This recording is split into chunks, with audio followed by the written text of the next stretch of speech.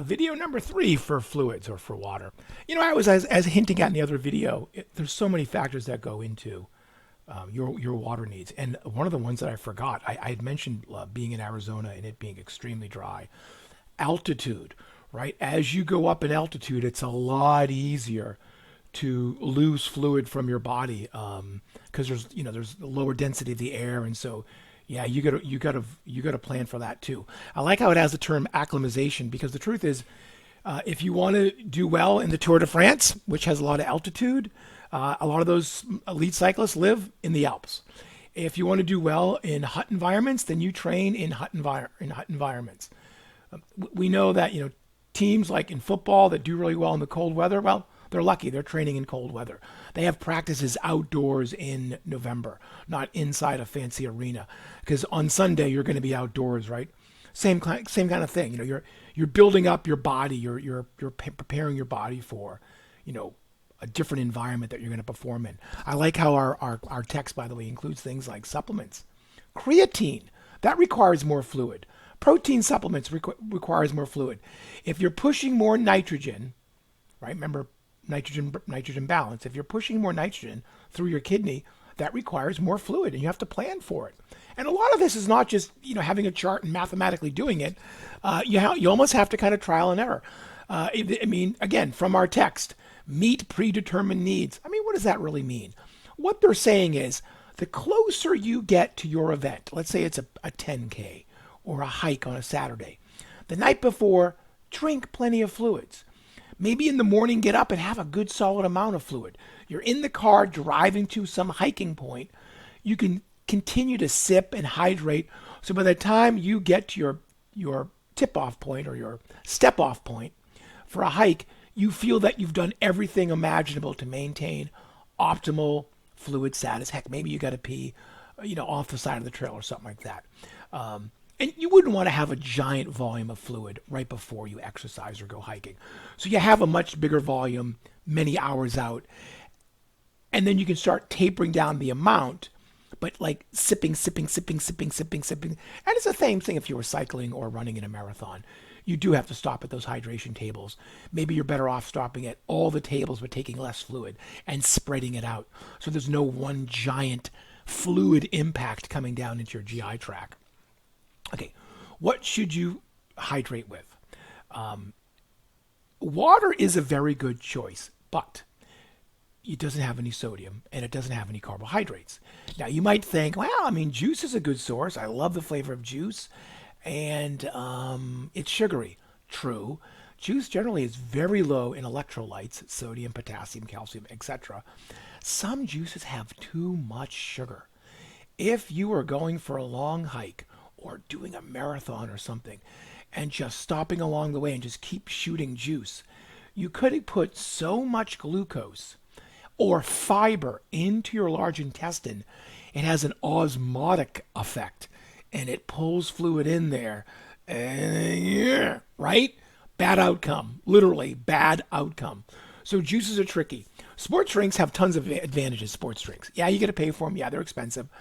They taste good. That's probably the number one advantage of a sports drink is its flavor. It's the number one advantage. You want to consume them.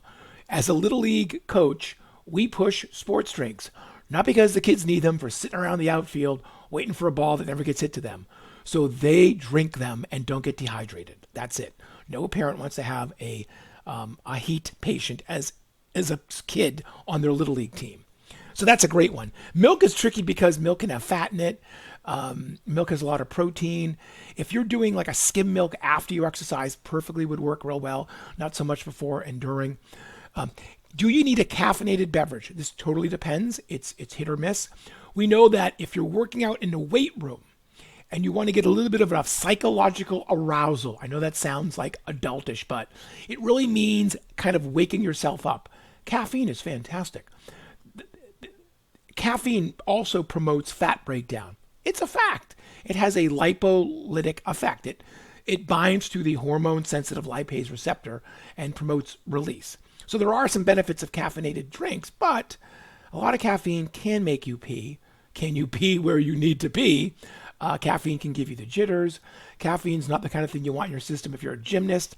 So you almost have to be you have to really plan it out. When are you going to use caffeine and how much? And by the way, those of us who eat a lot of, who consume a lot of caffeine, we end up developing tolerance. So the ability of caffeine to do what we want it to do becomes less and less. Carbonated beverages are really tricky. You can literally throw those right back up because of the gas. So we like sports drinks, maybe caffeinated beverages, but there's so many advantages and disadvantages. You as the athlete have to really think about what works for you. Okay. How much during exercise? You want to imbibe as much as you probably think you need to, and more often than you need to, but you don't have to have large amounts. I think running is probably the hardest one. I think cycling is easier because you can bring 1, 2, 3 solid water bottles. You can make a point to get off your bike seat and rest your butt. Yeah, get off your bike seat, rest your butt, stretch out your calves, and take a sip. And you can do that every 5 minutes, every 10 minutes. For runners, it's going to be where the tables are. You're better off hitting a table and grabbing a drink than not. But how much you do during the race is really up to you. And look at this, literally, elite athletes have to really plan this out. They have to test this. You don't want to overhydrate and have to. You're running the New York Marathon. Where are you going to go pee, right? It's a good question. Again, same thing. We got sports beverages versus juices. Sports beverages, they make you want to consume them because they taste so awesome. Fruit juices, you got problems. They can cause problems, unhappy problems, okay? But, water is very good. If you're going to the gym for 45 minutes or less, water is fine.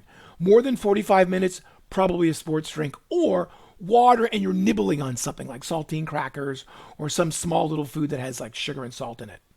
Let's see, post, right? I don't want to have to have 50 lectures for this. So same thing. It's going to based on your individual needs. You have to have water with you to be able to hydrate after. Like I said about hiking, bring more than you think you need. If you're going hiking or you're going to a basketball game, whatever, you don't have to carry all your water with you. You can leave some in your vehicle or with somebody else if you're getting a ride. But you definitely want to start drinking not a large amount right after because it can come right back up. Your body may not be ready for it. But you start to sip right after, and then you can work up your volume the more comfortable you feel, thinking about things like carbohydrates and sodium. It's the carbs in the fluid after for the following day, right? The window. Don't forget your window. Is that it? I think we're done. And on the last note, their urge to pee is good. Don't be like me and have really brown pee after you go hiking in Utah in a heat wave in 2015. It was a horrific heat wave.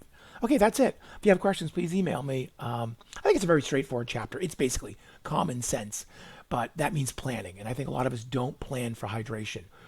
We tend to forget about it. Bring more water than you need to. Leave it in your car if you must.